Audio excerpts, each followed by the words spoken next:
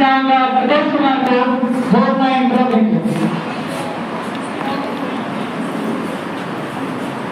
Morning, मेरा नाम संतोष कुमार। हम लोगों को प्रोजेक्ट मिला है वो है स्वच्छता अभियान।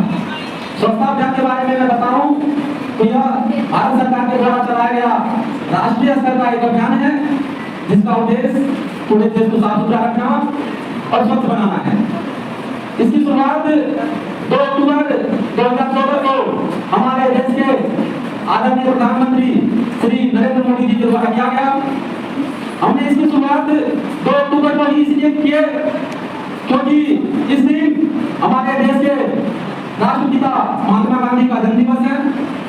उनका एक सपना था कि हमारा देश स्वच्छ हो। उनका यह भी कहना था कि स्वच्छता स्वतंत्रता से भी अधिक महत्वपूर्ण है।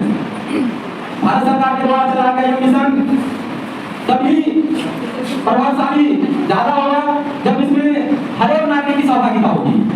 ऐसा नहीं है कि हमने इस मिशन की शुरुआत तो कर दी लेकिन केला खा रहे हैं और छिलका रोड पर फेंक रहे हैं, बिस्किट खा रहे हैं पन्नी रोड पर फेंक रहे हैं, चाय पी रहे हैं और गिलास को खिड़की से नीचे गिरा दे रहे हैं। जब आप ऐसा करते हो तब ऐसा लगता है कि यह अभियान सिर्फ किताब में छपने और हम लोग ये पढ़ने के लिए चालू की गई थी। एक तरफ हम नारा पे नारा देते जा रहे हैं स्वच्छ भारत स्वच्छ भारत, एक कदम स्वच्छता की ओर, स्वास्थ्य ही संपत्ति है, और दूसरी तरफ अब ये सारे काम कर रहे होते हैं। तो जरा आप ही बताओ क्या ये मिशन कभी पूरा होगा? नहीं। गांधी जी का सपना पूरा होगा? नहीं ना। तो चलो आओ मिलकर एक प्रण करते हैं, आओ मिलकर एक प्रण करते हैं। मेरे साथ सब दोहराएंगे। रेडी?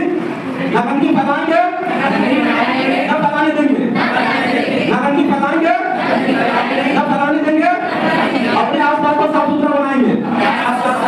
स्वच्छ भारत स्वच्छ भारत। थैंक यू, बहुत बहुत धन्यवाद। अब आगे के लिए रोहित माधव बोलूंगा वो इंट्रो देंगे और कुछ स्टेटमेंट अपना प्रकट करेंगे।